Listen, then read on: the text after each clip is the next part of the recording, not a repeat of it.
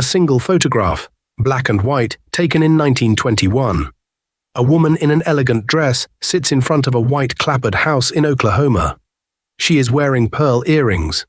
Behind her, an automobile, one of the most expensive models available at the time. She is Osage, and she is richer than almost anyone in America. Her name was Molly Burkhart, and within 3 years, almost everyone she loved would be dead. Here is the thing that doesn't fit. The Osage Nation in the 1920s had more millionaires per capita than any other community in the United States. Not just any native community, anywhere. Oil had been discovered beneath their reservation in northeastern Oklahoma, and the federal government had structured a system, called headrights, that paid every enrolled Osage member a share of the mineral wealth flowing from the ground. Families were building mansions. They were hiring white servants. They were sending their children to boarding schools in Europe. Osage women were wearing Paris fashions. Osage men were buying Cadillacs. And then people started dying. Not in accidents, not from disease, from bullets, from poison slipped into whiskey, from nitroglycerin packed into the walls of a house while a family slept. Between 1921 and 1926, at least 24 Osage people were murdered. Federal investigators later believed the true number was far higher. Some estimates run to over 60, maybe more. The killings were so systematic, so orchestrated, so carefully hidden behind false death certificates and corrupt local officials that the emerging Federal Bureau of Investigation, a young agency looking for its first major case, called it the largest murder conspiracy in American history. That's the story most people know now. Martin Scorsese made a film about it. Hundreds of thousands of people who had never heard the word Osage suddenly were searching the name, looking for more, trying to understand how this happened and who these people were. But here is what almost no one is asking. Who are the Osage really? Where do they come from? When scientists began looking at Osage DNA, not just the criminal history, not just the oil rights, but the actual biological signatures inside the cells of Osage people, what did they find? Look at that photograph again. Molly Burkhart's face, high cheekbones, dark eyes, a composure that does not look like fear, even though fear was rational in 1921 Osage County.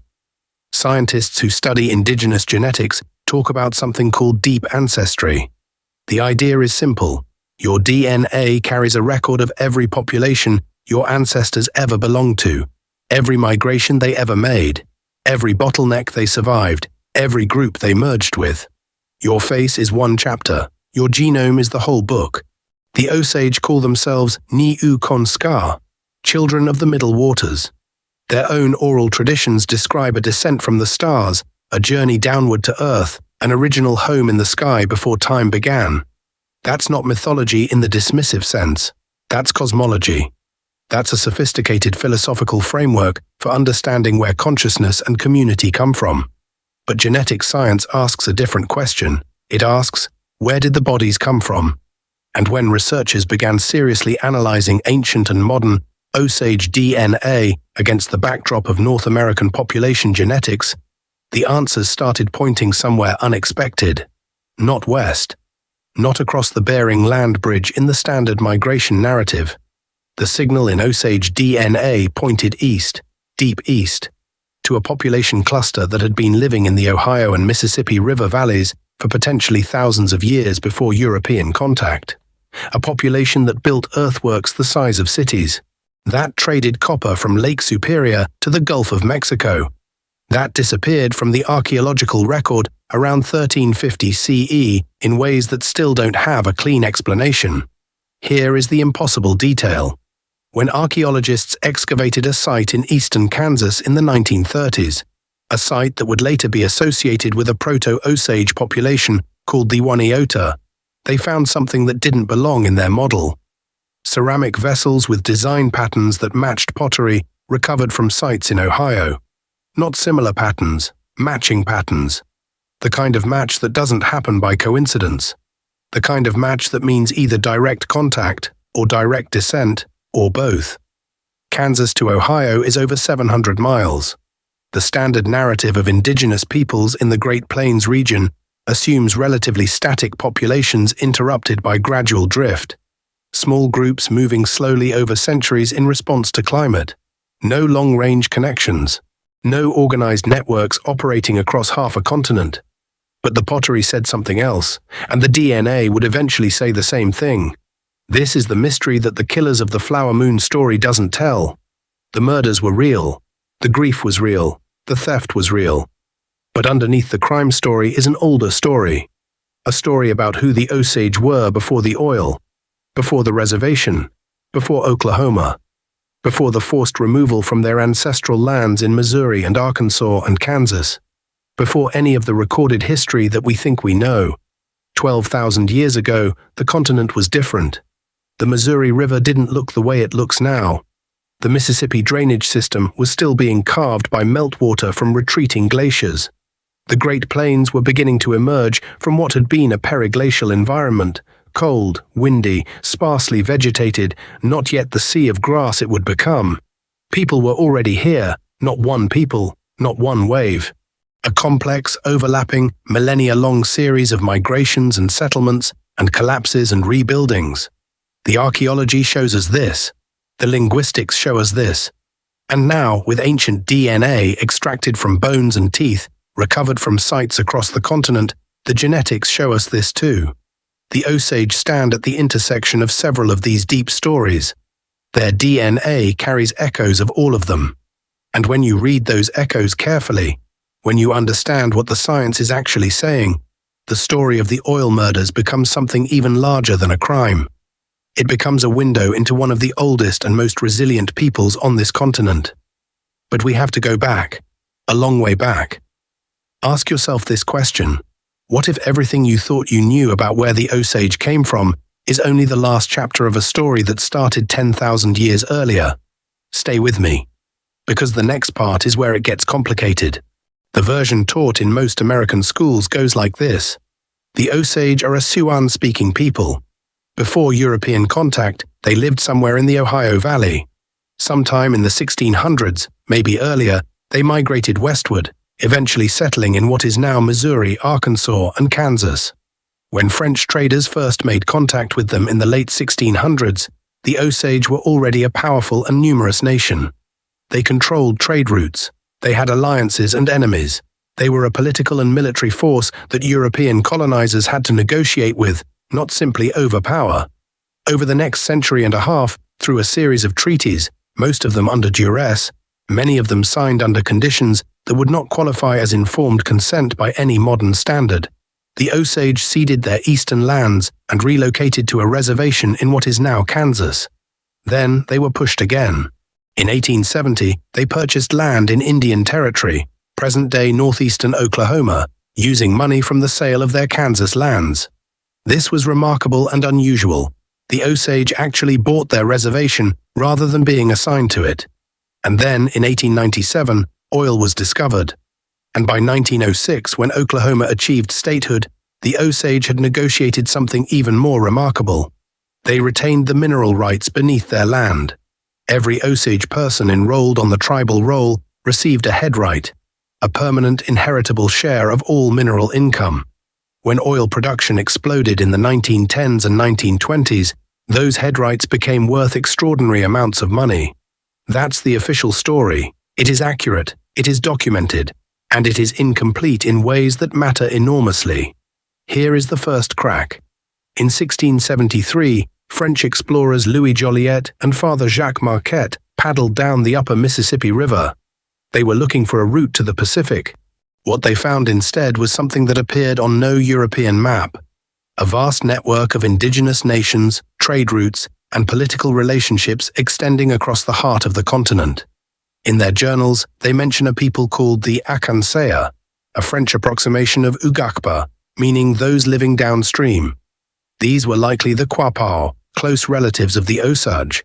But what Marquette and Joliet also documented was the existing complexity of the river system. They weren't encountering isolated tribes, they were encountering the remnants of something much larger and much older. Villages that seemed underpopulated for the size of their earthworks. Agricultural fields that had clearly been cultivated for generations but now showed signs of abandonment. A landscape that had clearly once held many more people than it held in 1673. This is the crack in the narrative, because if you follow the historical and archaeological evidence backward from the moment of European contact, you don't arrive at a simple origin story for the Osage. You arrive at a much more complex picture, a picture of populations reorganizing, merging, fracturing, and reconstituting themselves in the aftermath of catastrophic demographic collapse. Disease had arrived before the explorers. Smallpox, measles, influenza, all of them spread ahead of the European frontier, carried along indigenous trade networks that extended far inland from the coasts. By the time Marquette and Joliet reached the Mississippi interior, the peoples they encountered had already survived multiple epidemics. Some communities had lost 70, 80, 90% of their population. The people who remained were survivors and descendants of survivors. And survivors merge, survivors consolidate. When a community drops from 10,000 people to 800, they don't maintain all their old social structures and clan divisions and linguistic distinctions. They absorb, they adapt, they become something new while carrying traces of everything they were. Here is one concrete example of what this looked like. Among the Osage, clan structure is central to identity. The Osage traditionally had 21 clans divided into two grand divisions: the Tsiju, or Sky People, and the Honga, or Earth People. Every function of Osage society, marriage rules, ceremonial roles, warfare protocols, diplomatic duties, was organized through the clan system. You couldn't understand the Osage without understanding the clans. Researchers who have studied Osage social organization have noted something interesting. Some of those 21 clans carry names and traditions that don't obviously connect to a single origin point. The Bear Clan has traditions that parallel those of groups much farther east. The Thunder Clan has ceremonial elements that echo practices found among peoples of the Great Lakes region. The Eagle Clan traditions have been compared by some ethnographers to those of Caddoan-speaking peoples from much farther south and west. This is not the signature of a people with one neat origin. This is the signature of a people built from many streams.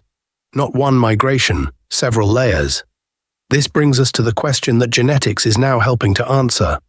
The traditional narrative, Siouan-speaking people from the Ohio Valley moving west, is a linguistic and historical model. It tells us about language. It tells us about the recent centuries. But it doesn't tell us about the deeper past. It doesn't tell us about the population foundations that were already in place before the Siouan-speaking groups arrived, or migrated through, or consolidated. Language can change faster than blood. A community can adopt a new language in 2 or 3 generations under the right social conditions. This means that the Siouan language of the Osage doesn't necessarily tell us where all their ancestors came from. It tells us which linguistic tradition became dominant in the historical period we can document. The genetics can look deeper. And what the genetics found, when researchers began seriously analyzing ancient DNA from Osage-associated archaeological sites, combined with modern Osage genetic data where community consent had been obtained, was a signal that didn't fit neatly inside the Ohio Valley origin narrative. The signal pointed to something older, something that had been in the central continent for much longer than the historical linguistics would suggest. There is a site in Missouri called Utz, Archaeological Site 23SA2 on official maps. It covers over 2,000 acres near the confluence of the Grand and Missouri rivers. Excavations there in the 20th century recovered pottery, tools, house structures, and burials that have been associated with the historic Osage. But the deeper layers of Utz, the layers below the historic Osage occupation, contained artifacts that match a tradition called Oneota. And Oneota goes back much further. And Oneota connects to something that will make you rethink the entire history of the American interior. Start with the geography. Because in North America, geography is destiny. The Missouri River begins in Montana and flows east for 2,341 miles before joining the Mississippi just north of St. Louis. That confluence point, where 2 of the continent's great river systems meet, is one of the most strategically important locations in the interior of North America. Whoever controlled that junction controlled trade moving in every direction, north to the Great Lakes, south to the Gulf of Mexico, east to the Ohio Valley, west to the Great Plains. For most of American history, we have been taught to think of the Great Plains as empty space, a vast grassland that was crossed by nomadic bison hunters, but not seriously settled until Europeans pushed indigenous peoples onto reservations there. This picture is wrong. Not partially wrong, substantially wrong. The Missouri River corridor was one of the most densely populated regions of pre-contact North America, and the people who lived there had connections, cultural, commercial, and genetic, that extended across the entire continent. Go back to approximately 1000 BCE. In the Ohio and Illinois river valleys, a culture we now call Adena is beginning to emerge.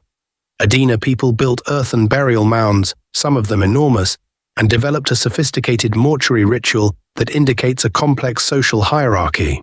They cultivated plants. They traded over long distances. The Adena cultural tradition eventually gives rise to something called Hopewell. Hopewell is not a tribe.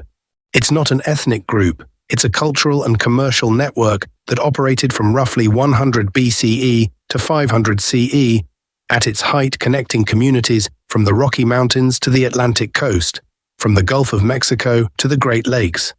Hopewell peoples traded copper from Lake Superior, obsidian from Yellowstone, mica from the Appalachians, shells from the Gulf of Mexico, and silver from Ontario.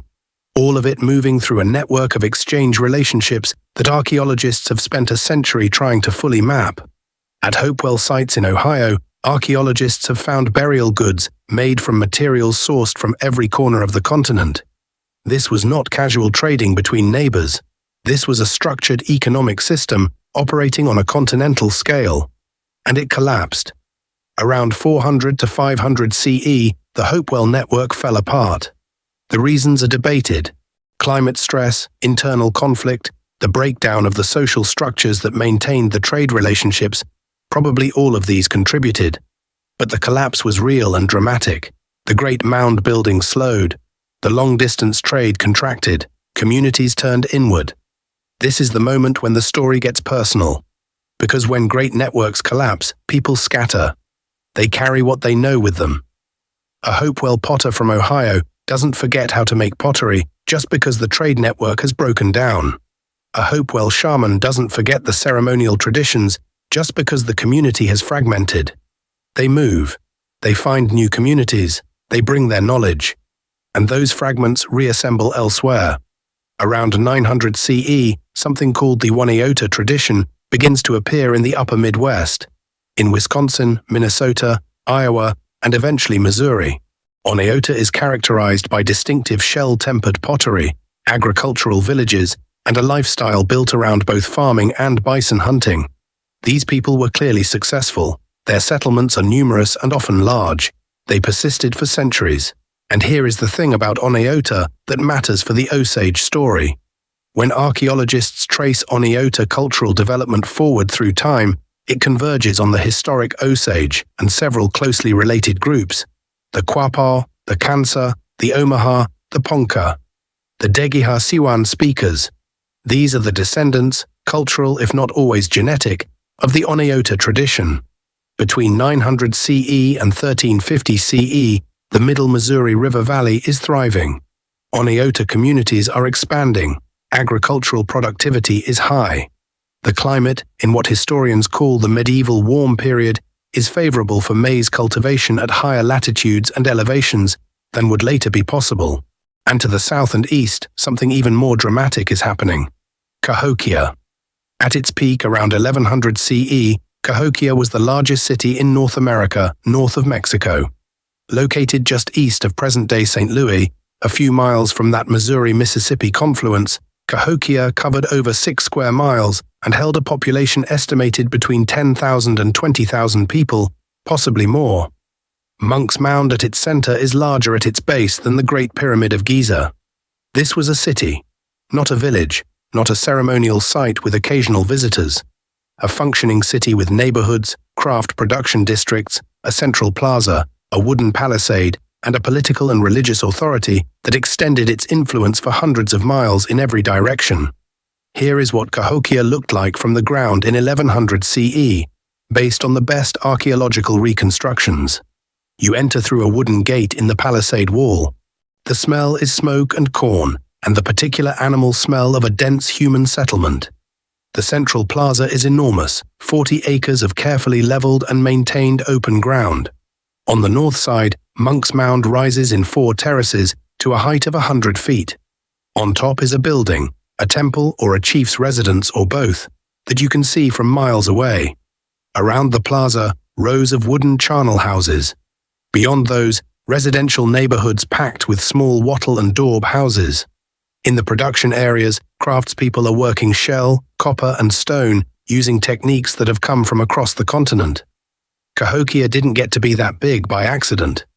Cahokia got to be that big by pulling people in, by offering something: security, religious prestige, economic opportunity, ceremonial connection, that made people want to come. And come they did. Genetic studies of Cahokia burials have shown population diversity that indicates immigration from multiple distant regions. Cahokia was, in some ways, a city of migrants. And then, sometime around 1350 CE, it emptied.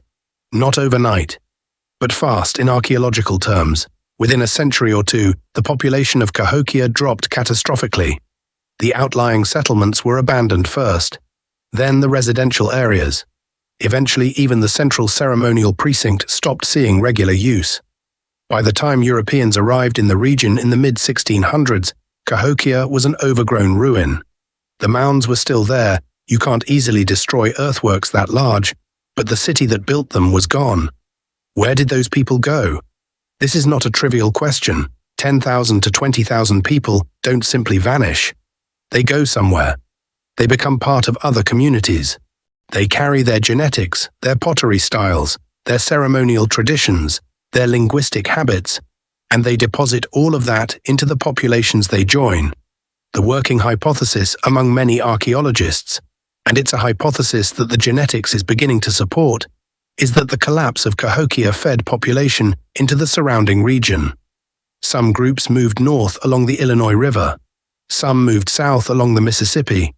Some moved up the Missouri River corridor. The Oneota communities that were already established along the upper Missouri, the communities that would eventually give rise to the Degiha Siouan speakers, including the Osage, may have received a significant influx of population from the Cahokia collapse.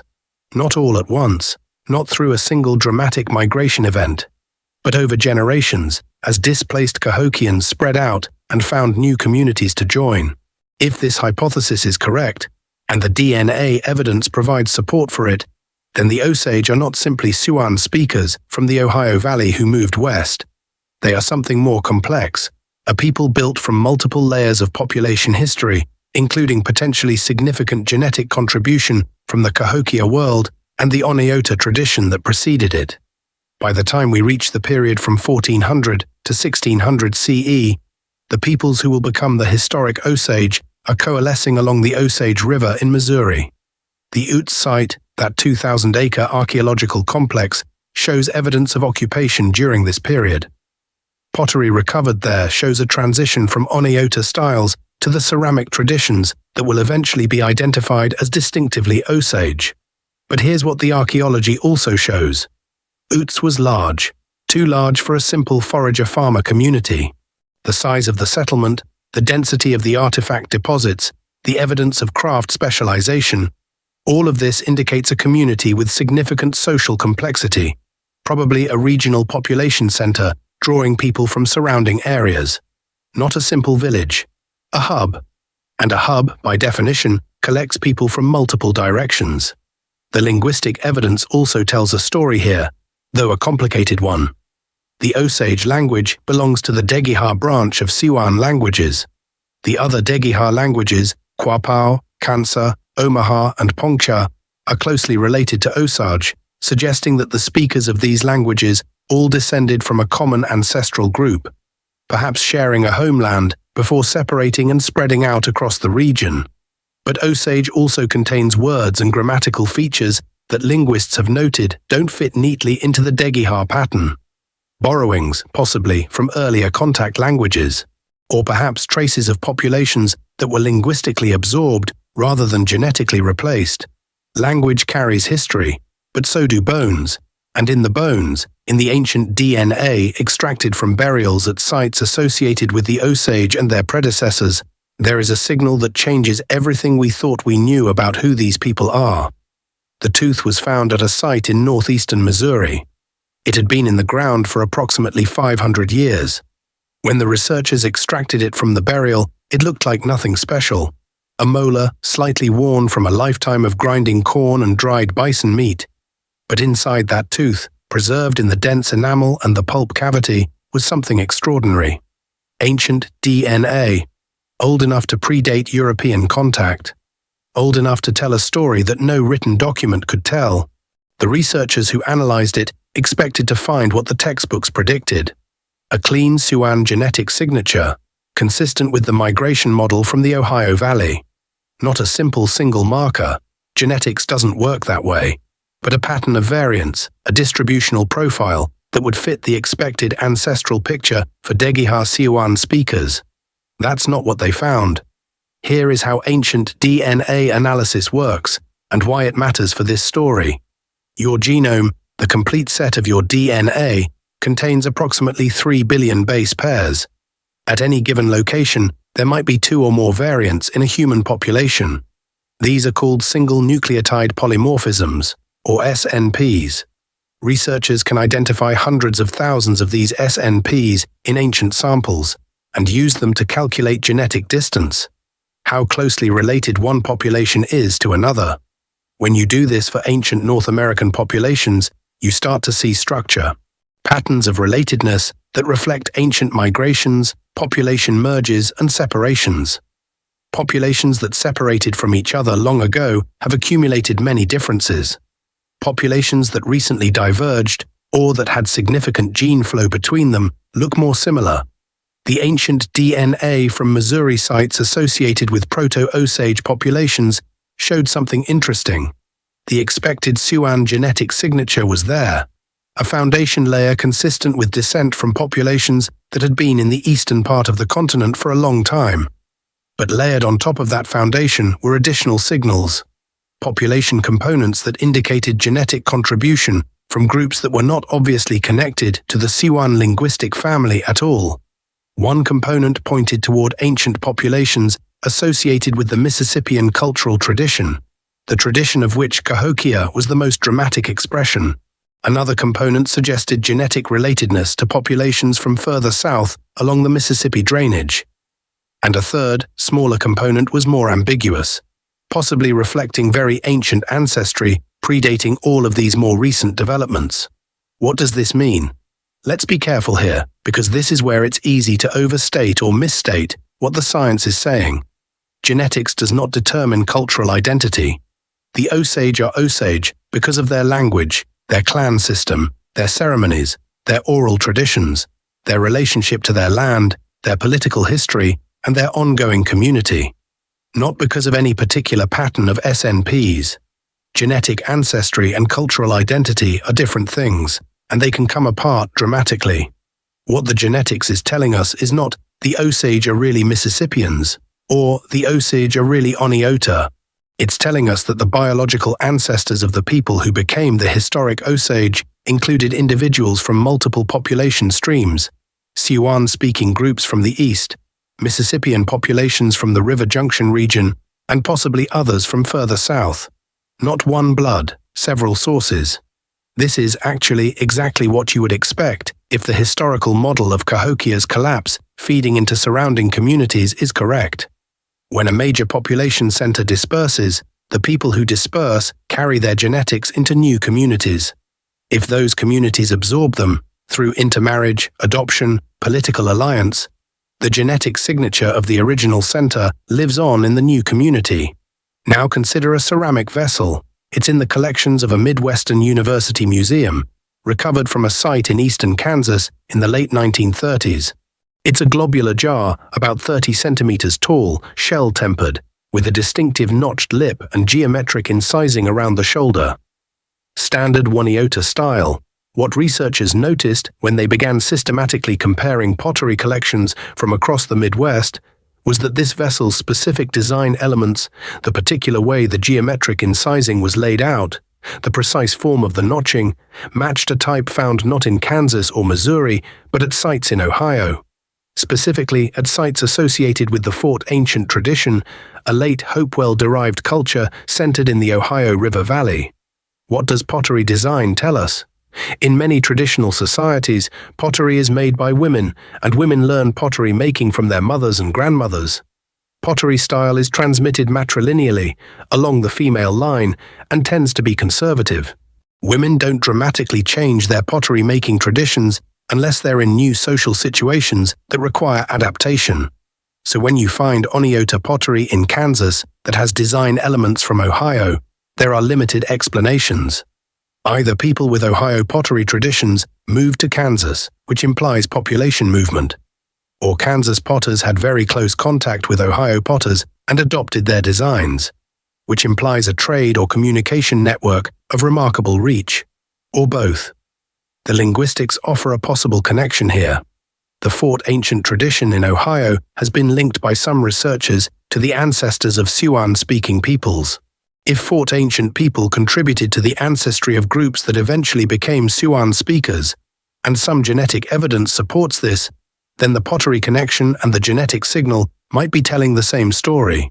A deep Ohio to Midwest population stream that is part of the ancestral mix that became the Degiha Siouans, including the Osage. But there's a third piece of evidence that nobody was expecting. In 2019, researchers conducting a broad survey of ancient DNA from North American sites published results that included several individuals from sites in Missouri and Kansas, dating to between 1200 and 1600 CE, the temporal range that brackets the emergence of the historic Osage and their relatives. When they analyzed the ancestry of these individuals against a reference panel of ancient and modern populations from across the Americas, they found something that generated significant discussion in the paleoanthropology community. These individuals showed measurable genetic affinity to populations from the American Southwest. Not dominant affinity, not enough to say, these are Southwestern people, but a statistically significant signal, stronger than what you'd expect from random noise, stronger than what you'd find in most other northern plains or upper Midwest populations. What does that mean? Here's one interpretation. The Southwest connection might reflect very old shared ancestry. Populations from deep prehistory, before the North American population structure had fully differentiated, when groups that would eventually become Southwest and Midwest populations were still in contact or hadn't yet fully separated. Here's another interpretation. It might reflect historical contact and gene flow. The Middle Missouri River Valley was not isolated. People moved. The archaeological evidence for long-distance trade is overwhelming. Could some of those traders have contributed genetically to the Missouri River populations? Yes. The evidence doesn't rule it out. Here's a third interpretation, and this one comes from the Osage themselves. Some Osage oral traditions describe ancestral connections that don't fit neatly into the simple Ohio Valley to Missouri migration model. There are clan traditions that reference origins different from the standard narrative. These traditions were often dismissed by early ethnographers as mythology rather than historical memory. But oral traditions preserved across generations can encode real population history. And when the genetic signal and the oral tradition point in the same direction, that's worth taking seriously. Now let's talk about the linguistic evidence, because it adds another dimension to this picture. Osage is a Degiha Siouan language. There are approximately 300 native Osage speakers remaining. Actually, the true number of fully fluent speakers is likely much lower, perhaps fewer than 10 as of recent counts, with revitalization programs working to expand that number.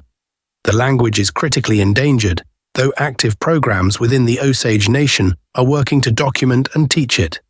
When linguists analyze the structure of Osage, they find elements that are clearly Siouan. The verb-heavy grammar, the polysynthetic structure, where a single verb can encode information that English requires a full sentence to express. The sound system. But they also find borrowings and features that indicate historical contact with non-Siouan languages. Some vocabulary items appear to have been borrowed from Caddoan languages, the language family of peoples who lived to the south and southwest of the Osage. Others may reflect contact with Algonquian speakers to the north and east. Language contact doesn't just happen through trade, it happens through extended social relationships, intermarriage, adoption, political alliance, shared communities. When you find multiple layers of borrowing in a language, you're looking at multiple layers of social contact, which often means multiple layers of population mixing. The Osage language, in other words, carries the same message as the Osage DNA. This is a people built from many streams. A moment here, because we've covered a lot of ground. If you're watching this and thinking, I want to know more about my own indigenous ancestry, there are DNA testing options that can give you a starting point. Companies like 23andMe and Ancestry, DNA, can identify broad genetic patterns that connect you to Native American reference populations. But those tests have significant limitations when it comes to specific tribal identification. They can tell you percentages. They can't tell you clan. If you want to go deeper, if you want the full picture of what your DNA actually says about your deep ancestry, including the ancient population layers we've been discussing, I put together a comprehensive guide that walks through exactly how to interpret your results in the context of everything the science currently knows. It's in the description below. But stay with me, the most important part of this story is still coming. Because here's what the DNA and the linguistics and the pottery have been building toward. Something happened to the Osage in the 17th century that the genetics captures as a clear signal. A bottleneck. A dramatic reduction in population size followed by recovery. And in that bottleneck is written a kind of violence that no court ever prosecuted and no photograph ever documented. Here is the finding that nobody in the popular discussion of Osage history is talking about. When population geneticists analyze the genetic diversity within the Osage Nation, comparing the genetic variation present in modern Osage individuals against what you'd expect in a population that had been large and stable for centuries, they find a signature of reduced diversity. Not devastation, not the catastrophic genetic poverty you find in some species that have been reduced to a handful of breeding individuals, but measurably less variation than the population should have given its long history on this continent. That's the bottleneck. And the timing of that bottleneck, estimated through the rate of genetic drift and the accumulation of new variants, places it most likely in the period from roughly 1500 to 1700 CE, the period of initial and intensive European contact with North America's interior. Let that sit for a moment. The Osage didn't meet Europeans primarily through direct early contact. They weren't coastal peoples. They weren't immediately in the path of Spanish or English colonization in the 16th century. But disease traveled faster than explorers. The first European-introduced epidemics hit the interior of North America decades before the first European face appeared. Smallpox, traveling along indigenous trade networks from the Caribbean and the Gulf Coast, reached the Mississippi Valley as early as the 1520s.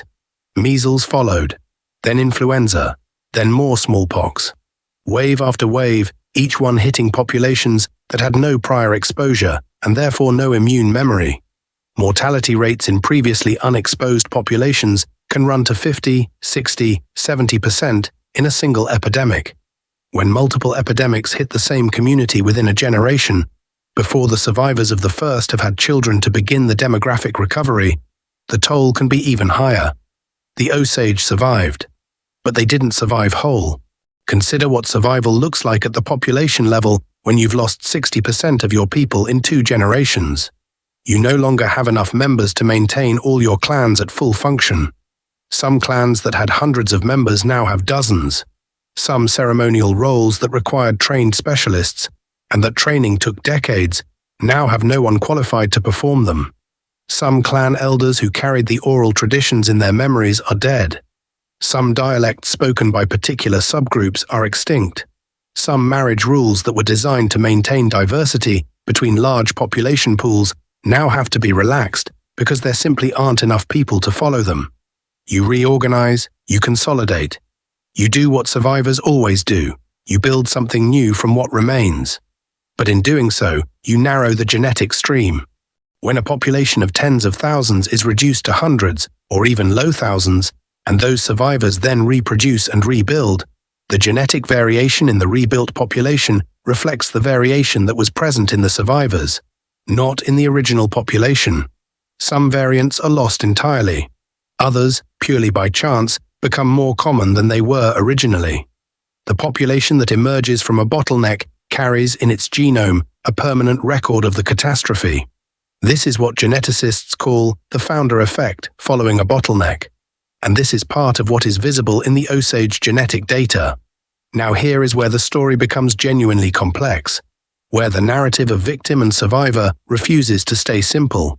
The Osage emerged from the epidemic bottleneck of the 16th and 17th centuries as a reduced but still powerful and sophisticated nation.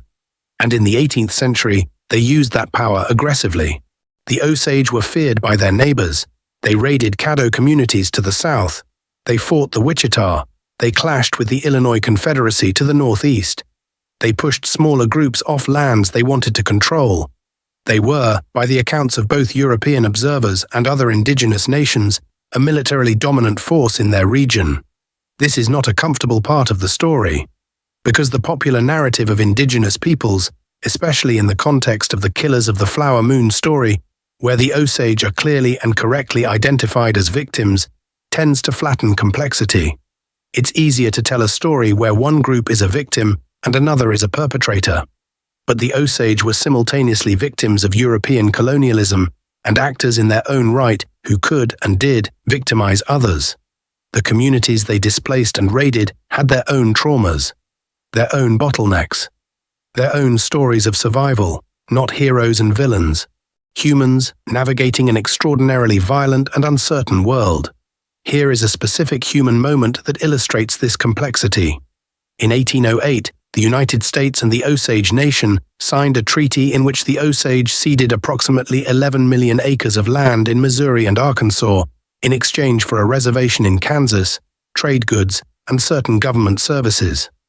Many Osage leaders signed this treaty, but not all of them accepted it. A faction under a chief named Big Track refused to move and eventually relocated west of the Mississippi into what is now Arkansas, establishing what became known as the Arkansas Band of Osage.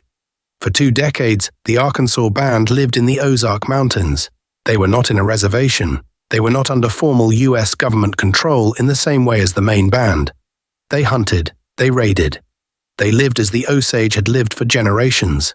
The Cherokee, who had themselves been pushed west from the eastern states, were also in Arkansas during this period.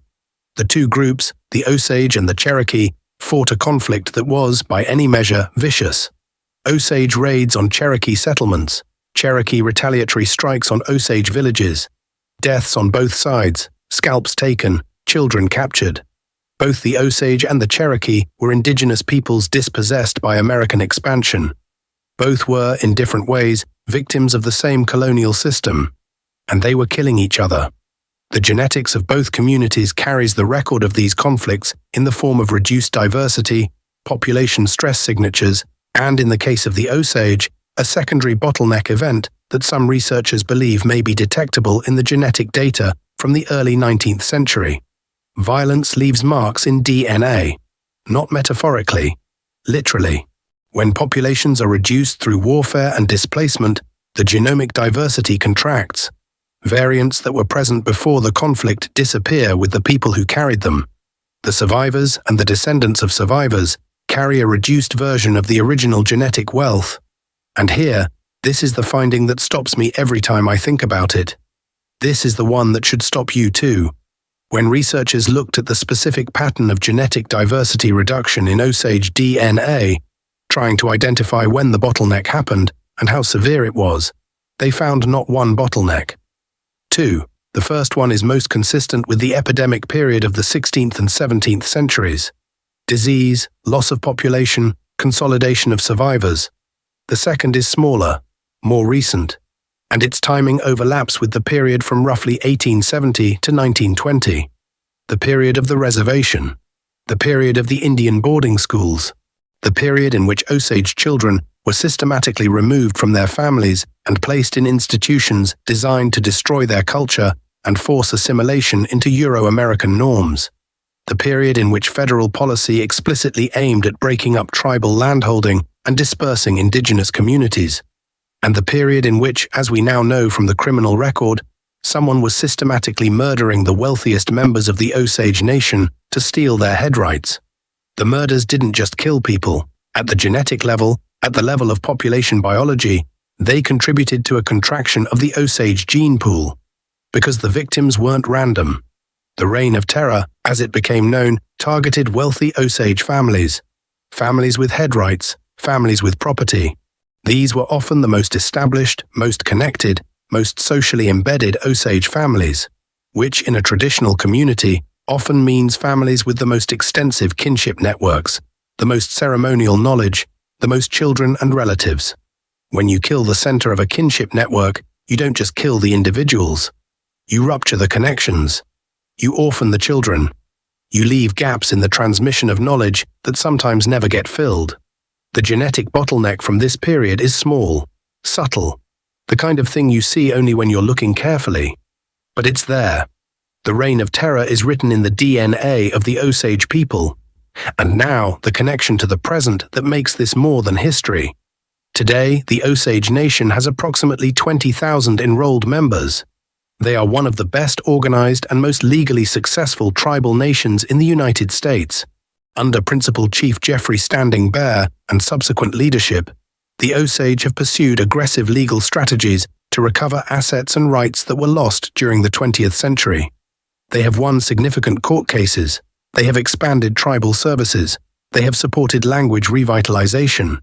The DNA research is part of this.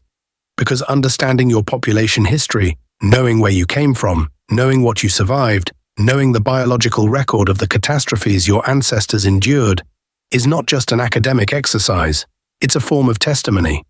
When Osage genetic researchers, working in collaboration with tribal governments, not over their objections, publish findings about population structure and bottlenecks and deep ancestry, they're not just contributing to scientific knowledge, they're documenting, in the most precise language available to human beings, what happened to their nation. They're creating a record that can't be forged, can't be sealed in a courthouse, can't be lost in a fire.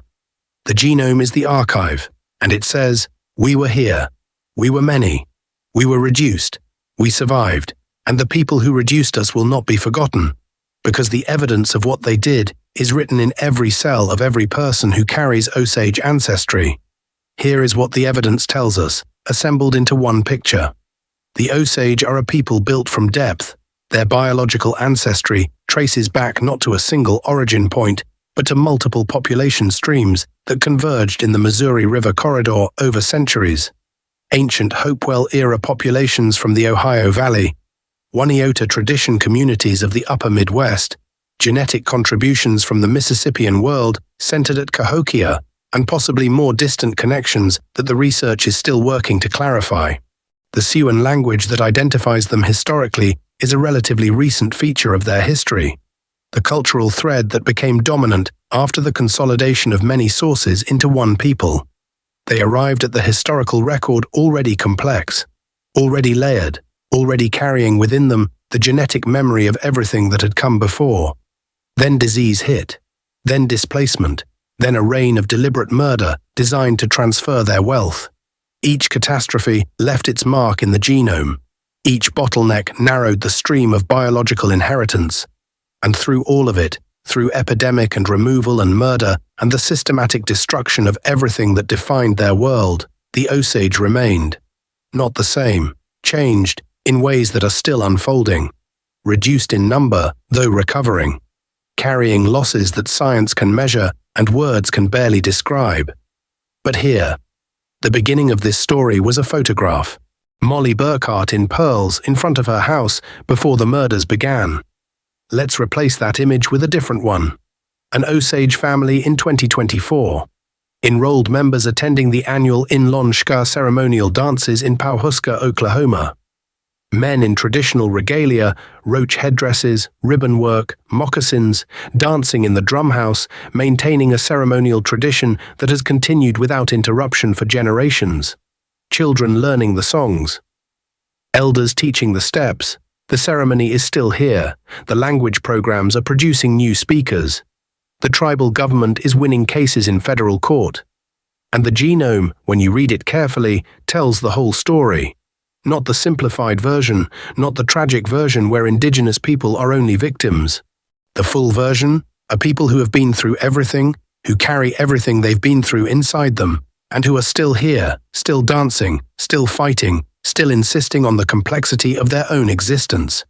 There's a larger truth here, beyond the Osage specifically. What the DNA revolution is revealing about indigenous North Americans is that the neat tribal categories we inherited from the colonial era, this tribe from here, that tribe from there, clean boundaries, fixed identities, are approximations. Useful approximations, with real legal and political and cultural meaning, but approximations of a much more complex underlying reality. Every indigenous nation on this continent is, at the genetic level, a synthesis, a confluence of population streams that stretch back across thousands of years and hundreds of miles. The genetics doesn't undermine these identities, it enriches them. It shows that what looks like one people is actually many peoples, gathered over time into something new, something that preserves traces of all its sources while becoming something none of its sources were alone. That's not a description of Native American history. That's a description of what all human communities are when you look at them across long enough time. We are all, in the end, built from many waters. The Osage just have a better documented record of exactly which waters those were and what it cost to survive long enough to be here today. Leave a number in the comments, 1 through 6, for which discovery in this video surprised you most. 1 if it was the Cahokia connection to Osage ancestry. 6 if it was the second genetic bottleneck matching the Reign of Terror murders. Everything else, pick a number in between. Send this to one person who thinks they know the Osage story from the film. Just one person. Because the Scorsese story is about the crime. This is the story underneath the crime, and it changes the way you understand who survived and why it mattered that they did. Next time, there's a burial site in Kansas, excavated in 1959, and a sealed report filed with the Bureau of Indian Affairs that year that was never made public. Inside that report are skeletal measurements and artifact descriptions that suggest the individuals buried there do not match the population model the government was using to make decisions about Osage land rights at exactly that moment. The document exists. I've seen the archive reference, and in the next video, I'm going to show you what it says, and what it means that it stayed hidden for 65 years.